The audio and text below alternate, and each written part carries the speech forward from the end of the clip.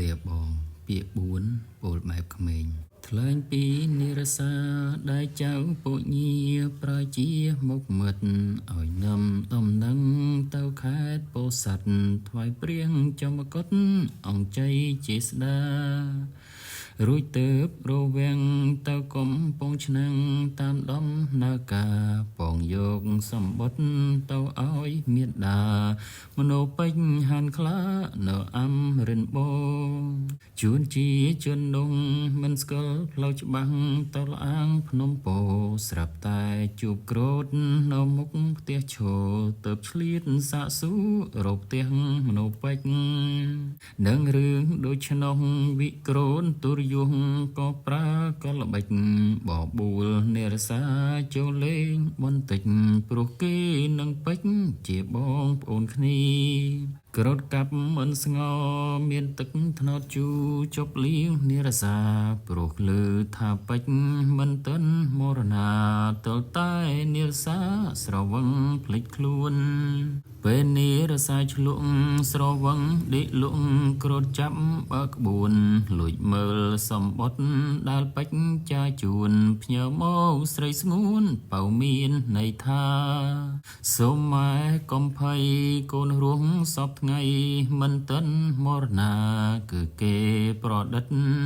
រឿងភូតមកសាប៉ុនប៉ងប្រាថ្នាយកអំពីខ្ញុំកូនមិនត្រឹមតែមិនស្លាប់ដូចគេប្រល្បិចបន្លំថែមទាំងបានជួបនឹងឪពុកខ្ញុំនៅឯសមរភូមិព្រំដែនទៀតផងគឺព្រមលិខិតមេត្តាអាណិតដល់ម៉ែកន្លងទៅនំពុកឲ្យមកជួបម៉ែផងសុបិនកន្លងម៉ែនោះឈុតណាស់មិនយូរពុនម៉ានពុកមុខជាបានវិលមកដល់ផ្ទះចៅពោញាជ័យនឹងមកជំរះរឿងឲ្យស្រឡះជាមួយក្រូតក្រៃសូមម៉ែកុំភ្លេចនាំយកពាក្យពេចខ្ញុំទៅអំស្រីថាខ្ញុំនៅរស់ចិត្តស្មោះភក្តីសូមឲ្យអំស្រីកុំជឿពាក្យគេខ្ញុំគង់តែវិលមកជួបនិមលអមរាមាសមេបើពោនៅរស់ខ្ញុំមិនស្លាប់ទេកុំជឿល្បិចគេបោកប្រាំងឲ្យសោះអានសំបត់ហើយក្រៃថាម្ដេចឡើយបែកជាយ៉ាងនោះឯងថាបែកស្លាប់ពេលនេះនៅរស់មុខជាអាប់យួងរងគ្រោះពេលនឹងក្រោតថាមិនអីបើអាចចង់រៃនៅមានប្រុសលឹងត្រូវកែសម្បត្តិកុំឲ្យវាដឹងទៅនីរសាភ្លឹងត្រង់ជើងដេកលក់ទើបក្រោតប្រញាប់សរសេររៀបរាប់ពោលពាក្យកុហកតាមគុំនិតម្ដាយខ្លែងខ្លាយអាក្រក់រួចទើបបត់ដាក់ក្នុងស្រោមការថ្មីលុះស្វាងស្រវឹងទើបនីរសាប្រឹងលាក្រោតនឹងក្រៃសំដៅទៅផ្ទះជុំម្ដាយពេចថ្មីហើយវាចាស្ដីប្រាប់យ៉ាងខ្លីថាចៅពោញាជ័យផ្ញើសារសេចក្ដីពីព្រំសេមាជូនដល់អ្នកមីងជាម្ដាយពេចរាពេលនេះខ្ញុំលីមីងទៅវិញហើយដោយចិត្តអាប់អួរបើមិនបានសួរទៅនីរសាឡើយក៏លាសម្បត្តិអានមិនកនតាយឯចិត្តមិនស្បើយអួលតាមអក្សរាយើងពោញាជ័យប្រាប់មកអ្នកស្រីបើជីមេត្តាពេចឲ្យបានដឹងតាមដំណើរការព្រោះពេចនោះណាស្លាប់ប្រាកដពិតតែមុននឹងស្លាប់ពេចបានផ្ដាំប្រាប់ពាក្យនឹងយុទ្ធមិត្តឲ្យមកប្រាប់យើងជាពោញាពិតឲ្យជួយរិះគិតផ្ញើសារមកអ្នកសូមអ្នកជួយប្រាប់ក្នុងពេលឆាប់ទៅអំវលៈឲ្យនាងរៀបការកំបីថ្នាំងថ្នាក់ជាមួយក្រូតជាងជាបងពេចនោះព្រោះពេចស្លាប់ហើយមិនរស់វិញឡើយកុំចាំឲ្យសោះបើមិនព្រមរៀបការដោយក្ ដីស្មោះប្រលឹងពេជ្រច្បាស់ជាជួបអំពលពិតជាមិនស្ងប់មិនអាចចាប់ភពវងវែងវិលវល់ទៅកើតជាថ្មីនិស័យមិនដល់ព្រោះតែអំខ្វល់មិនព្រមរៀបការយើងពញាជ័យសូមចូលរួមក្តីទុកសោកមរណាជាមួយអ្នកស្រីព្រោះពេជ្រហានខ្លាបដូរផ្ដាច់សង្ខារដើម្បីមាតុភូមិអានចប់ច្រើនសារបោសែនសោកាអរាត្រុតត្រមទៅស្កាត់ទៅជួបអំស្រស់ឆើតឆោមហើយពោលលួងលោមតាមន័យអក្ខរារីឯអំស្រីមើលសាជាថ្មីរួយស្រដីថាហេតុម្ដេចក៏រឿងនៃចៅពញាទៅនឹងផ្ញើសារក្រោយក្រោតទៅវិញបោក៏ឆ្លើយភ្លាមក្រែងពេសង្គ្រាមពញាតមនិញរវល់កាពេកគ្មានពេលឆ្លៀតចេញទៅប្រឹងស្រទិញផ្ញើមកពេលនេះអំថាគូឆ្ងល់ដូចមានអាចកលសង្ស័យសន្ទឹងព្រោះបងមនោពេជ្រស្រឡាញ់ខ្ញុំណាស់មិនគួរក្រឡាស់ផ្ដាំខ្ញុំឲ្យការជាមួយបងក្រោតងីដូចបកពោតបែបនេះឡើយណាបើពោនៅស្រស់ខ្ញុំមិនជឿថាបងពេជ្រមរណាដូចពាក្យគេឡើយម្ដាយពេជ្រឆ្លើយកាត់ថាពោក្រៀមស្វិតពិតប្រាកដហើយព្រោះពេលមីងដើរកាត់មករកក្មួយឃើញពោក្រៀមត្រួយគួរឲ្យព្រួយពេកបើក្មួយមិនជឿសុំក្មួយទៅមើលឲ្យផ្ទាល់នឹងភ្នែកព្រោះពោស្រពូនស្លោកស្ទើគ្រប់មេឃមីងសែនព្រួយពេកពេលឃើញដូច្នោះដោយមិនអស់ចិត្តអមរាវមិត្តរត់សំដៅឆ្ពោះទៅមើលដើមពោស្លឹករលួយអស់ខ្លះក៏ងាប់ជ្រុងរយរុះពេញដីដោយមិនអស់ចិត្តអមរាវមិត្តរត់សំដៅឆ្ពោះទៅមើលដើមពោស្លឹករលួយអស់ខ្លះក៏ងាប់ជ្រុងរុះរយពេញដីនាងព្រួយធ្ងោថាហេតុម្ដេចប្រឹក្សាប្រែជារិញរៃតើឲ្យអូនមានសង្ឃឹមលើវ័យបើប្រុងចរណៃខ្សិនខ្សៃហើយនោះអំឥតដឹងថានេះជាផែនការរបងក្រោតសោះក្រោតបានប្រល្បិចដល់ខ្មៅទុរយុធ្វើឲ្យពោស្រស់ប្រែជាឆេះខ្លោចគឺគេបានប្រើឲ្យមនុស្សបំរើយកទឹកក្តៅស្រោចស្របលើស្លឹកពោធ្វើឲ្យហិនហោចដោយល្បិចលោបលួចក្នុងពេលយប់ស្ងាត់ពេលនោះមាលីត្រេកអរមហិមាព្រោះក្រោតចែងចាត់ធ្វើការបានល្អមិនខូចភ្លៀងផ្លិតនឹកថាប្រាកដជាអំព្រមហើយទើបប្រាំទៅក្រៃដែលជាស្វាមីថាកុំកន្តើយឆាប់ជួបមេស្រុកសាកសួរឲ្យហើយឲ្យដឹងចំឡើយថ្ងៃត្រូវរៀបការតែក្រៃខាត់សិនព្រោះរឿងមួយមិនទាន់បានដោះសារកាល20ឆ្នាំមុនមាននន់នោះណាបានផ្ដាំភរិយាឲ្យឆ្លាក់បន្តរូបព្រះរាជាដែលគេរចនាបានរួចត្រឹមកឥឡូវនេះពៅឆ្លាក់ខ្លួនបន្តហើយលាក់យ៉ាងល្អនៅក្នុងលាងភ្នំបណ្ដាំមាននន់បើកូនមិនទាន់គ្រប់25ឆ្នាំនោះហាមមិនអោយបើខុសចំណាំទៅតែគ្រប់ឆ្នាំទៅបើកមើលបានបងយល់ច្បាស់ថាចំលាក់រាជាលាក់ក្នុងលាងឋានពិតជាអាចផ្ដល់ប្រយោជន៍ចំណានទៅមាននន់ហាមផ្ដាំផ្ដាច់ដូចនេះឥឡូវពេជ្រនន់នៅមានជីបជន់គង់វិលមកផ្ទះយើងត្រូវបំផ្លាញរូបឲ្យវិនិច្ឆ័យឲ្យបានរហ័ស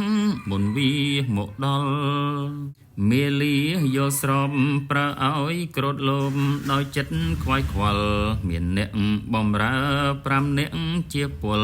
ទៅកឹងបណ្ដុលទ្វាលអាងភ្នំពងអូរូបចំលាក់ទៀកដោយច្រវាក់ដាក់រោតេះគោយកទៅទុំលាក់ចោលគ្មានអាសូរក្នុងទុនលេហូពេលរៀតត្រីស្ងាត់នាងពៅម្ដាយពេជ្រឥតដឹងពីល្បិចដែលក្រៃបានចាត់ព្រោះទ្វាលអាំងភ្នំ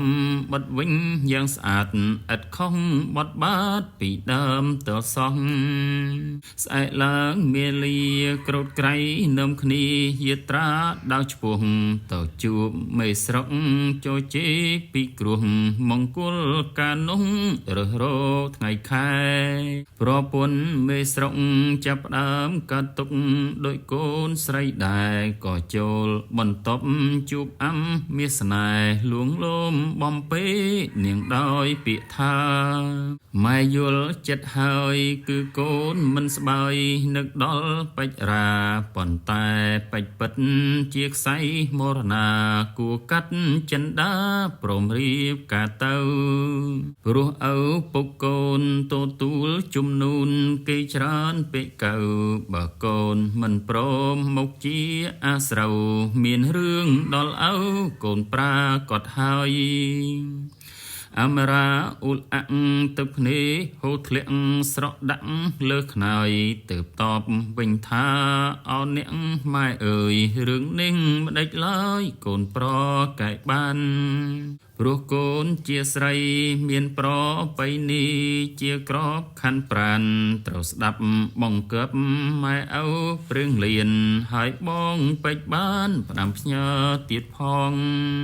កូនត្រូវរៀបការនៅមុខមេបាតាមដោយគុណលងតែសូមម៉ែជួយកូនរឿងមួយផងបើមានឆ្កឹមឆ្កងសូមម៉ែកុំថាប្រញាប់ថាមកកូនកុំសោយសោកណាស្រស់ជីវ៉ា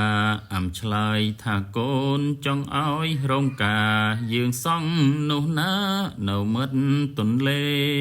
ទីណាទំនាបដែលមានទេសភាពស្រស់ល្អតាមឆ្នេរកុំសង់មុខផ្ទះមិនល្អមើលទេសូមម៉ែរិះរេធ្វើតាមកូនផងរីឯមេស្រុកលេងព្រួយកាត់ទុក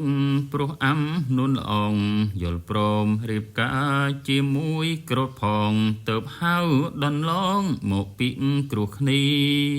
រើសរកខែថ្ងៃស្ថានទីទឹកដីសាងសង់រោងការទៅប្រាប់ទៅក្រត់ឲ្យស្រោតហៅគ្នាទៅសង់រោងការនៅមិត្តទន្លេតាមពាក្យហោរាដែលគង់ដៅថាមានដីទំនេរមួយកុនឡែងល្អសំរុំជាងគេនៅមិត្តទន្លេអាចសង់រោងបានហេតុតែចៃដនដីដែលហោគុណគិតដេញតាមដានគឺចំកន្លែងដែលក្រោតសាមានយករូងខ្សាត់ខ្សានទៅច្រានទំលាក់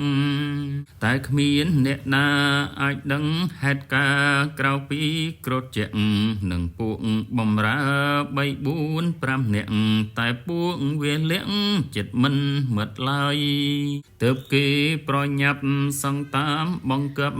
មិននៅកន្តាយក៏ជារោងការតាមចិត្តអំហើយឯស្រស់ត្រានត្រើយក៏មិនភ្លៀងភ្លេចពេលគេសង់រោងអំស្រស់ឆោមយងយំនឹកដល់ពេជ្រលួចតែងអក្សរាមួយរួចជាស្រេចហើយចងគួចវិចជាប់នឹងជីស្បៃរួចទៅរត់រាំងលួចស្កាត់ទៅផ្ទះជួបម្ដាយពេជ្រថ្លៃ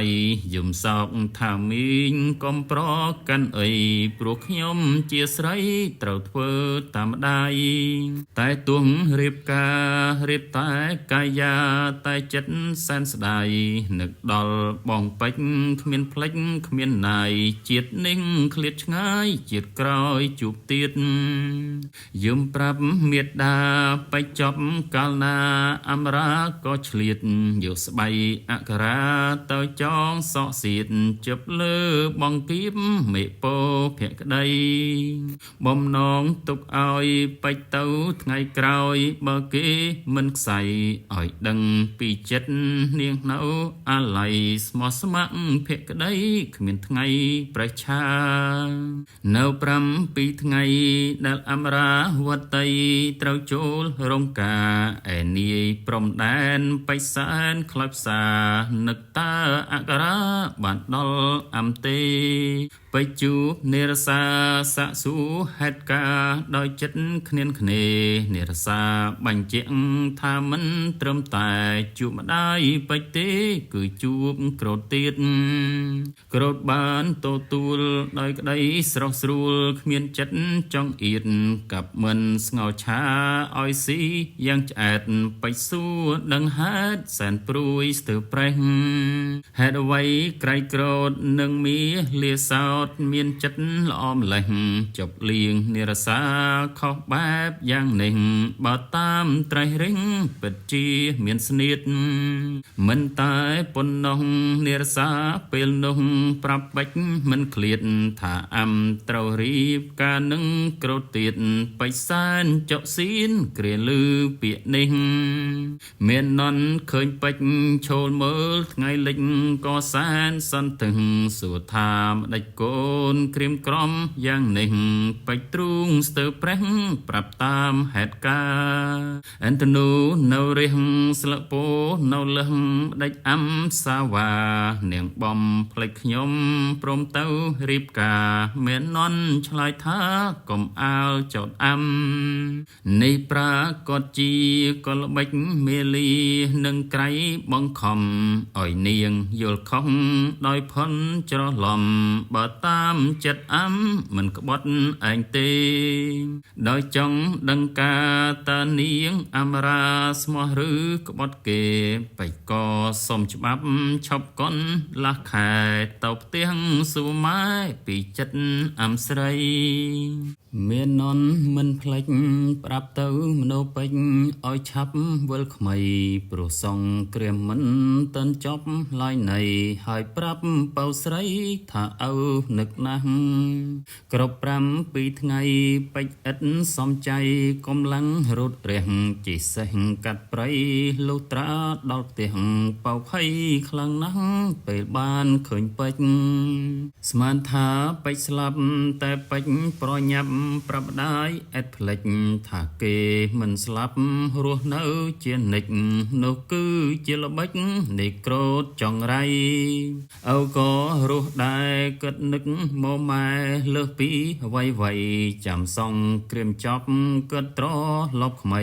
បៅសានអល់ក្រៃឮថាប្តីនៅបិចសួរភ្លាមរាតើអំរៀបការមែនឬក៏នៅខ្ញុំចង់សួរនាងមួយម៉ាត់អីឡូវរួចហើយខ្ញុំទៅមិននៅយូរឡើយនាងពៅប្រាប់ថា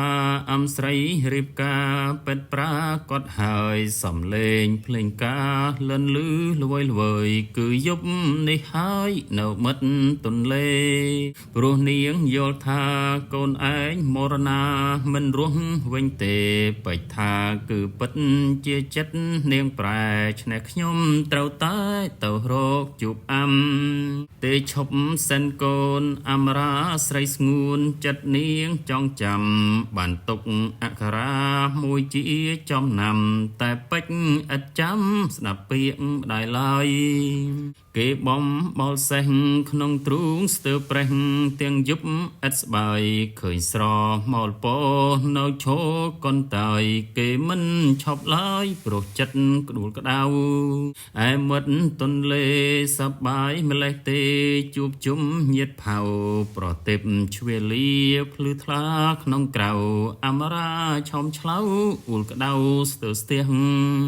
ភ្លេងការក្រឹមស្គរខ្មុះគ្រោះហឹម បត់ព្រឹត្តនិរះអំប្រឹងញញឹមក្រាបផ្ទឹមសំពីក្រត់អងខ្លាំងណាស់ព្រោះបានជោគជ័យពេលអំផ្ទឹមនេះពេចខំជីសេះទៀងក្នុងរាត្រីចិត្តគួចមួម៉ៅក្តៅនឹងអំស្រីដែលក្បត់ភក្តីព្រមទៅរៀបការស្មានមិនដល់និមលស្ងួនអូនបែកចិត្តពាក្យថាស្និទ្ធចិត្តថាស្នេហ៍ប្រែអាសាខំផ្ដែផ្ដាំឲ្យអំស្មោះលុះមរណាហេតុម្ដេចផ្កាផ្លេចភូមិរាពីមុនបានឆាប់ជឿគេរេគ្មានគិតរកខុសត្រូវស្រីចិត្តខ្មៅឃើញសំពៅចោសំប៉ានផ្លេចដើមពោខំបូជាទាំងពីប្រានផ្លេចទីស្ថានធ្លាប់កំសាន្តតាំងពីក្មេងសែនចុកចាប់ចង់តែស្លាប់ជាងនៅរស់ឮសូរខ្មុះគោះបញ្ឈឺស្ទើរវង្វេងអូនអោនផ្ទឹមក្រាបញញឹមស្ដាប់បទភ្លេងបងចំបែងដូចខ្លែងបាក់ស្លាប់ដល់ដីចង់សួរអាំតែមួយម៉ាត់ឲ្យអស់ចិត្តបើវមិត្តពិតជាអស់ស្នេហ៍ភក្តីបងនឹងវិលទៅច្បាំងវិញព្រោះទឹកដីសឹកចិត្តខ្សៃទុកឲ្យស្រីសប្បាយចុះព្រោះបងក្រទើបស្រីល្អរេដោះដៃផ្លេចសំដីស្រីសច្ចាថាស្លាប់រស់ចង់មើលមុខស្រីដែលអួតថាចិត្តស្មោះតើនៅស្រស់ដូចពីដើមឬយ៉ាងណាអំកំភៃថាបងមករករឿងអូនគឺបងជូនពោឲ្យស្រីពេលរៀបការធ្វើម្ដេចបងជាប្រុសគ្មានភពវាសនាដាំបានផ្កាត្រូវភូមិរាផ្សេងក្រេបបាត់ពាក្យ4បជីងសេះគិតទាំងយប់ងងឹតឆ្ពោះមិត្តទន្លេស្មានថាអមរាចិន្តាក្បត់ទេខំប្រតិជេក្នុងចិត្តរហូតរីឯអមរាក្រោយពីផ្ទឹមការជាមួយវិក្រោតក៏វិលត្រឡប់ទៅបន្តប់ស្រោតដោយចិត្តស្រងូតស្រងាត់ពួនពេកយប់កាន់តែជ្រៅភ្ញៀវពុនលឺនៅសប្បាយហូរស្រែកក្រោតនៅផឹកស៊ីទើលតែធ្លាក់ភ្នែកភ្លេចរួមដំណេកជាមួយអមរាអំឆ្លងកញ្ចក់ទឹកភ្នែកហូរស្រក់ធ្ងោម្នាក់ឯងថាអមរាវតីឯងស្អាតអស្ចារ្យមិនគួរខ្លាចជាស្រីអង្ភពឡើយចាប់ពីយប់នេះឯងលេងវិសេសវិសាលទៀតហើយព្រោះក្តីសង្ឃឹមថាបានដល់ត្រយពេលនេះអស់ហើយសម្រាប់រូបឯងពលរួចអមរាក៏លួចយាត្រាដោយចិត្តចំបែងចេញពីបន្ទប់យប់ស្ងាត់ម្នាក់ឯងដើរកាត់កុំត្រែងតាមមិត្តទន្លេពន្លឺចន្ទ្រាចាំងឆ្លុះកង្គីហូរគ្មានទំនេរហូរគួចត្របាញ់គូខ្លាចម្លេះទេអំស្រស់មាសមេដល់ទាំងអ៊ុលអាក់មកដល់កន្លែងដែលក្រោតក្រវែងចោលរូបចំលាក់ដូចមានវេទមន្តមកចាំពាំងស្ទាក់ឲ្យស្រង់វលាក់ឈោឈប់ទីនោះនាងបែមុខរកខ្សែទឹករលោកហូបបែពុកពុះហើយដោះគ្រឿងស្បៃអលង្ការទាំងអស់ទុកចោលទីនោះលើមេឃឈើមួយរួចទៅប្រណំលើដៃបង្គំដោយចិត្តរញ្ជួយទៅកាន់ទន្លេដែលហូរបោះពួយផ្សងពាក្យមួយដោយចិត្តឥតស្បាយពាក្យ3សូមពុកម៉ែកុំប្រកែប្រកាន់កូនយប់ស្ងាត់សូនកូនសុំលីពុកម៉ែហើយកូនបានលើកកិត្តិយសពុកមកដល់ត្រើយតែពុកអើយកូនមិនអាចរស់បានទេបើនៅរស់ឈ្មោះជាស្រីក្បត់សច្ចៈស៊ូមរណៈតាមខ្សែទឹកក្នុងទន្លេរស់ខ្មាស់ពោធ្លាប់បូជាថាមិនប្រែជាស្រីខ្មែរស្មោះស្ម័គ្រតែមួយនឹងមួយសូមខ្សែទឹកដឹកនាំយកវិញ្ញាណខ្ញុំ ទៅជួបជុំនឹងបងពេជ្រប្រលឹងត្រួយដែលជាតិនេះខ្ញុំស្មោះស្នេហ៍តែបងមួយសូមព្រះជួយឲ្យបំណងខ្ញុំសម្រេចពាក្យ4អតិដ្ឋានរួញខ្យល់កបក់គួចទៅត្រើយខាងលិចទៅអាំលោតចុងភ្លាមមួយរំពេចតែពេលនោះលិចចេញពុនលឺមួយផុសឡើងភ្លឺចាំងដោយអានកំបាំងមកចាំលើកស្ទួយត្រោបរូបស្រីអាំដែលទៅបោះពួយរះរាំងមិនអោយទឹកគួចទៅបានមិនតែប៉ុណ្ណោះជួយនាងឲ្យរស់ហែលបន់ដាច់ប្រានមានទូកមួយចែវមកជួបកល្យានម្ចាស់ទូកលើកប្រាននាងដាក់លើភ្លាម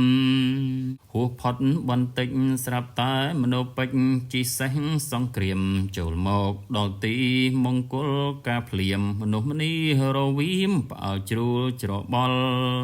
មេស្រុកនិមិត្តដែលឈោគិចិត្តប្រពន្ធសានខ្វល់តាមមើលមនោពេជ្រយ៉ាងតក់លេហុលព្រោះនឹកមិនដល់ថាបានជួបពេជ្រទើបសួរញឹបញឹបថាក្រែងឯងស្លាប់ហើយឬយ៉ាងម៉េចបើស្លាប់ទៅមែនកុំមកធ្វើល្បិចចាំអញឧបកិច្ចបាយឲ្យសែបសោយមនោពេជ្រសែនខឹងជីសេះក្រឡឹងពីមុខពីក្រោយរកមើលអមរាតែមិនឃើញឡើយឃើញតែក្រោតហើយក៏ស្រែកភ្លាមថាខ្ញុំមិនមែនខ្មោចកុំមកប្រដូចតាមពាក្យមុសាខ្ញុំជាមនុស្សពិតដូចអ្នករាល់គ្នាតើនៅឯណាអមរាវតីជុំទាវសុអសួរដោយញឹបញឿក្នុងចិត្តផិតភ័យអំស្មានថាពេជ្រត្រូវសៀមប្រឡ័យពេជ្រថាវៃគឺគេបកប្រាស់ខ្ញុំមិនទាន់គិតរឿងទោសអក្រិតក្រត់មានច្រើនណាស់ទុកចាំថ្ងៃក្រោយខ្ញុំមកជុំរះឥឡូវរហ័សឲ្យអាំចេញមកវិក្រោនខ្លាច់ពេជ្រប្រឹងពួនរត់កិច្ចភ័យបែកញើសជោកឯក្រៃមេលាមីងមៀទៀតសោតភ័យស្ទើររបូតរះនោមគ្រប់គ្នាកឹបជួនពេលនោះស្រីពីរអ្នកស្ទុះមកភ័យតមាថារោគមិនឃើញទេនាងអមរាមិនដឹងទៅណាបាត់ពីបន្ទប់ក្រោយឮពាក្យនឹងក្រូតស្វាងស្រវឹងហើយស្រែសន្ធឹបថាណែអាពេជ្រដេចឯងមកចាប់យកអាំគូកឹបហើយមកខ្លែងរោគពេជ្រភ្នែកក្រឡោតថាបងវិក្រោតកំពូលស្មុកក្រោកខ្ញុំនៅហៅបងទុកថាមិនថោកកុំនឹមខ្ញុំស្មុកហៅថាអញវិញរឿងបងនិងខ្ញុំនៅក្តៅឆេះងុំមិនទាន់ស្រ័យចេញប្រពន្ធដើរបាត់ប្តេជ្ញាចោតខ្ញុំវិញប្តីអីគូជ្រិញប្រពន្ធរត់ចោលវិក្រោនពេលនោះលើហើយក៏ស្ទុះលោតហក់កាញ់ជ្រុលស្រែកហៅគេឯងប្រម៉ែប្រមូលដុតជន់លោះត្រូលដរកអមរាដរកតាមច្រាំងរលះគ្រប់គ្នាឆ្លេឆ្លាស្រាប់តែប្រទេសឃើញស្បៃរៀបការនឹងអលង្ការចោលនៅមាត់ទឹកឃើញភ្លាមជុំទាវស្រែកហូកាញ់ជ្រាវផ្អើលលិនវវឹកថាអមរាស្រីពិតជាលោតទឹកគ្មានអ្នកចាប់ភ្លឹកនឹកថាយ៉ាងនេះមនោពេជ្រលឺហើយរន្ធត់ឥតស្បើយក៏លោតពីសេះទៅក្នុងទឹកប្រងហែលរោបាញ់ពះ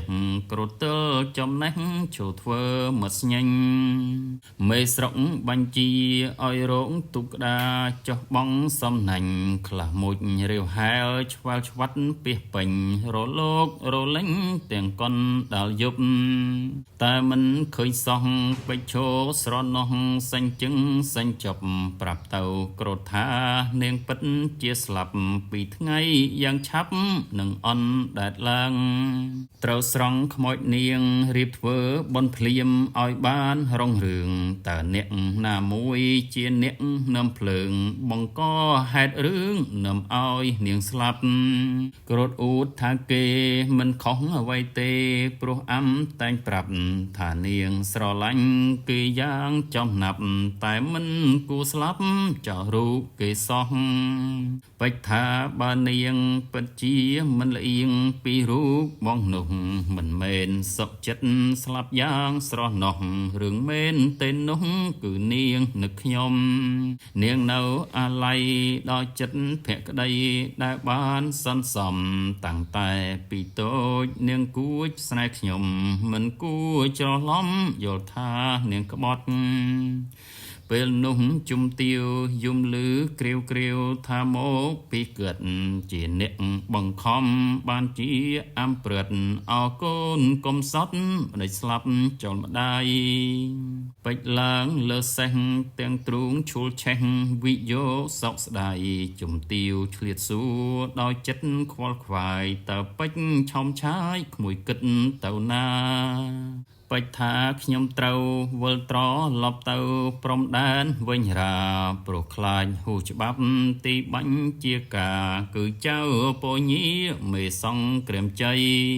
ម្យ៉ាងទៀនប្រញាប់នាំពុកឲ្យឆាប់មកជុំរះក្តីជាមួយមីងមាលានឹងពូក្រៃវិក្រោតចង់រៃឲ្យដឹងខុសត្រូវព្រោះតែពួកគាត់បានជាអំស្លាប់ទាំងក្តីសោកសៅ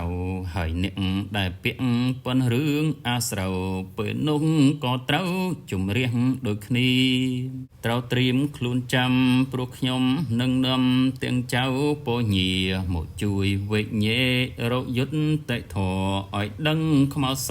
ក្នុងពេលនោះនៃចុះក្មួយមិនចាំនៅមើលសពអំសិនទេឬហីព្រោះស្អែកខាន់ស្អែកគង់តែចរណៃអណ្ដែតលើផ្ទៃទឹកជាមិនខានបិចថាខ្ញុំមិនត្រឹមមើលមាសឆ្អិនអំស្រស់កល្យានក្រែងលោកខឹងខ្លាំងតបចិត្តមិនបាននាំឲ្យជ្រុលប្រានលេងស្គល់ចាស់ទុំពលស្ទើមិនចប់បិចក៏បង្កឹបឲ្យសេះបលវឹងក្រៃក្រោតមេលីឈោតាមសំឡឹងរាត្រីស្ងាត់ឈឹងបិចខឹងទៅបាត់ក្រៃចិត្តទុរយុះឃើញពេជ្រនៅរស់ថាត្រូវកុំចាត់ឲ្យបានមុនពេលដែលវាត្រឡប់នាំឪវាមករករឿងកាត់ក្តីទៅប្រាំទៅក្រោតឲ្យខំប្រឹងស្រោតប្រមូលជើងដៃទៅចាំស្ទាក់ផ្លូវពូនកាប់ប្រឡៃកុំឲ្យបិច្នៃលៃរឿងនេះទិនចំណែកពេចវិញចិត្តសែនតោមនិញអ៊ុលអាក់អណន់ឆ្លៀតទៅលាម្ដាយនឹងពោលបន្តិនថាមិនគួរផិនច្រឡំអំសោះស្មានថានាងក្បត់តែស្រីកំសត់ចិត្តនៅតែស្មោះស៊ូសំលាប់ខ្លួនមិនអោយអាប់យុះប៉ុណ្ណោះគេអស់ក្តីសង្ឃឹមហើយបៅបានប្រាប់ថាអំទុកអក្សរាឲ្យកូនត្រានត្រើយចង់នៅពៅជ្រៃ 4-5 ថ្ងៃហើយបើមិនជឿឡើយកូនទៅមើលចុះពេចលាម្ដាយទៅជិះសេះតាមផ្លូវទៅដើមពោលនោះឃើញស្បៃអក្សរាចង់នៅស្រស់ស្រស់កាន់តែអាឡោះស្រណោះរូបស្រីពេចស្រាយអក្សរាទៅចយាត្រាចេញទាំងរាត្រីទៅឈប់ក្បែរលាងដុតភ្នក់ភ្លើងថ្មីអានអក្សរាស្រីដោយទឹកភ្នែកហូរអក្សរាលាបងអូនបានគូចងផ្ញើលើមេពោលាបងរៀបការទាំងទឹកភ្នែកហូរតែអូនមិនបដូរចិត្តពីបងឡើយរៀបការទាំងថ្មិចគ្រាន់ជាឧបកិច្ចក្រាបទឹមលើខ្នើយតែអូនស៊ូខ្សែទៅតាមបងហើយសូមស្រស់ត្រានត្រើយមកយកអូនផងតើរស់ធ្វើអ្វីបើគ្មានប្រុសថ្លៃដៃថ្នមត្រកងរស់ដូចរៃមាសនិរះបង្គងសូមបួងសួងផ្សងជួបបងជាតិក្រោយតែបើបងរស់បងគុំស្រណោះស្ដាយរូបអូនឡើយនេះគឺបពេសាងទុកមកហើយឲ្យយើងប្រត់ត្រើយប្រត់ខ្នើយវាសនាអក្សរាចង់ស្បៃទុកជូនប្រុសថ្លៃថ្ងៃអូនរៀបការរលោកទន្លេជេស្ដីវាសនាគូចយកជីវ៉ា អំរាបាត់សូនអំលាវមិត្តសូមបងកុំភ្លេចឆ្លងពោជួសអូនធ្វើបន់សាងស្ពានធ្វើទៀនសាងក្បូនឲ្យបងជួបអូនលើក្បូនជាតិថ្មីអានអង្គរាចំបៃស្ទើសន្លប់បាត់អស់ស្មារតីបេះដូងស្រែកហៅវាប្តេងសារីស្ដាយអមរាវតីស្ទើខ្សៃសង្ខាមិនគួរយល់ខុសថាអូនក្បត់បងរឿងចាស់កន្លងក្រងអនុសាអូនសុកចិត្តស្លាប់ដាស់ប្រាប់លោកកាថាស្រស់ជីវ៉ាស្នេហាបងពិតបងវិលពីច្បាំងតាំងចិត្តជួបស្រីស្រាប់តែចរណៃខ្សិនខ្សែជីវិតខ្សែទឹកអប្រ័យគ្មានប្រណីចិត្តគួចយកវមិត្តពីទ្រូងរៀមរាបងចង់តែស្លាប់ឆាប់បានជួបស្រីសាងភពភិសម័យដោយក្តីប្រាថ្នាតែពេលនេះខ្មាំងឆ្លៀនពៀនរដ្ឋាសុខចិត្តមរណាការពីជាតិវិញជាតិនេះអភ័ព្វគូកឹបប្រេះស្រាំคล้ายជាគូខំត្រាំទុកទុំនិញថ្ងៃរះហើយលិចហើយរះវិញតែអំឃ្លាតចេញមិនវិលវិញឡើយពាក្យ4ចេញពីវាលធំកាត់តាមជើងភ្នំពេជ្រយំឥតស្បើយជីសេះទៅមុខឥតហ៊ានឈប់ឡើយលឺសូររវើយមិនស្រុករងាវ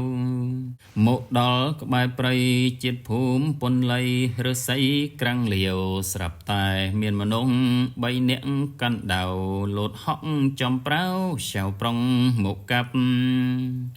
ទោះបីនឿយហត់តែពេជ្រមិនភ្លិតឲ្យខ្មាំងសំឡាប់គេលើកដាវរងដោយប៉ិនប្រសពហើយដកដាវកាប់តបទៅវិញភ្លាមកាប់ពីមុខក្រោយលត់ហក់បណ្ដោយតាមក្បួនសង្គ្រាមទៅពេជ្រសំឡាប់ខ្មាំងទាំង3បានរីឯខ្លួនប្រានគេជោគដោយឈាមរបួងស្នាមចាស់រើយ៉ាងរហ័សរយាងធ្នេក្រៀមបិសែនឈឺផ្សាប្រេះស្មាចេញឈាមសងំស្ងប់ស្ងៀមតោងឡើងក្នុងសេះ